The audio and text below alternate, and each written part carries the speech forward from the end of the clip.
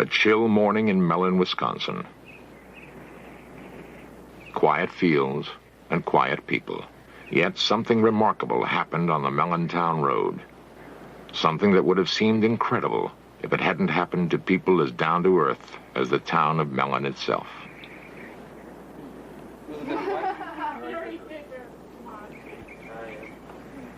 How much did you make out of last year? Maybe about 20-some bucks.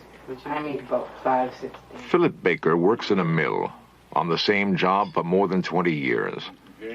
He's grown up here and passed on to his children a love for the land, a love for planting and harvesting his own crops, for cutting wood to warm the house in the long Wisconsin winters. He was an officer in his union once, but stepped down because it meant too much time away from his wife Shirley and their kids, Monty, Jeff, Jane, and John. Lazy, good for nothing. The most important things to the Baker family are hard work and being together.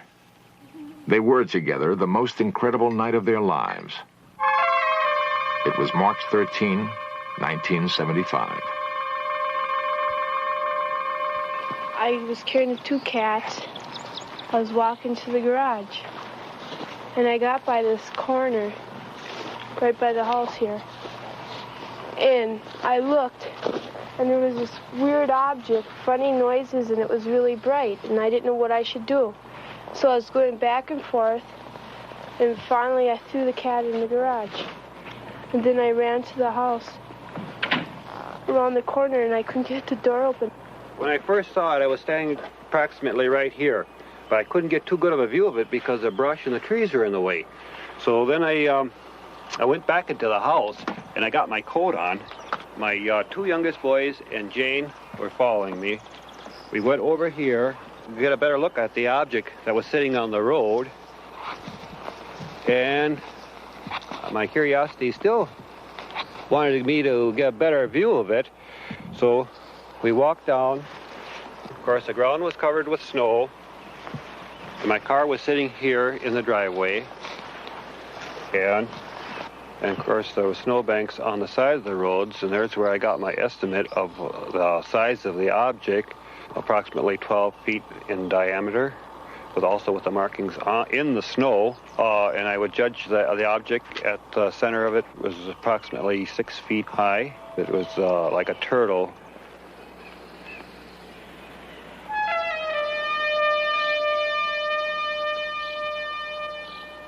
My 2 boys and my girl started to proceed here closer. My girl told me not to go any closer to it. She ran back in the house. He was going to go walking up to it, and I went back to the house and told my mom that he was going to go up there and get closer to it. And she came out and she yelled at him. My wife came out and hollered at me and told me not to be foolish and go any closer to it, not knowing exactly what the object was on the road. And, of course, I did get a very good view of it from here, as there was nothing blocking my vision on the road.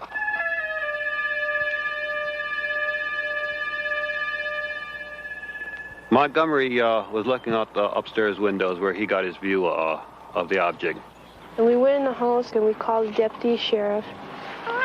And when the deputy said hello, there was a boom and it was gone. I went out and I couldn't see it anymore. The sheriff came and he saw nothing.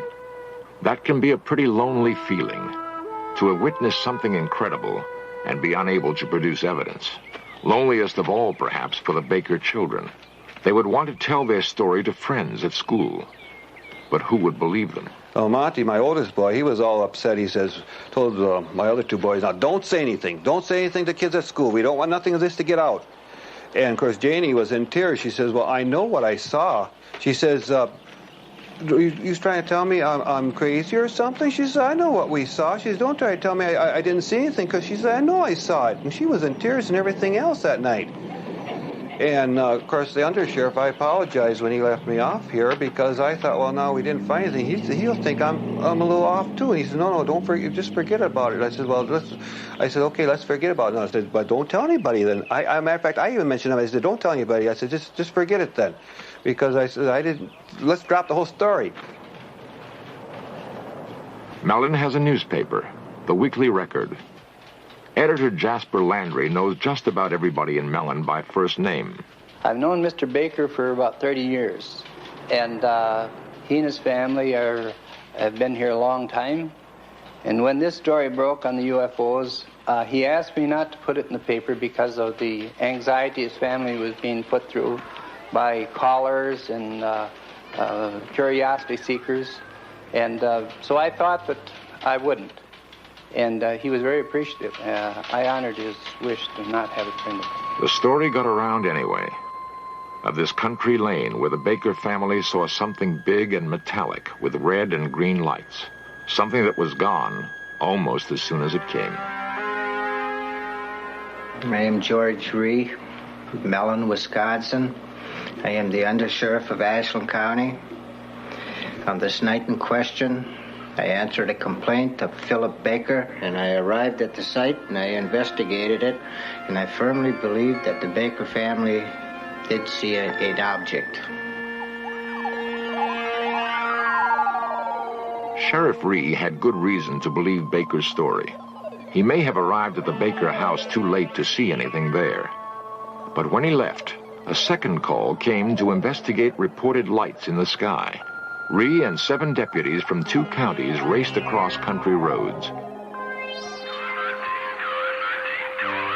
Sheriff Ree would sight a bright object darting in the sky, call on his radio for another car to intercept it, and the object would dart away, sometimes to briefly join another hovering in the sky.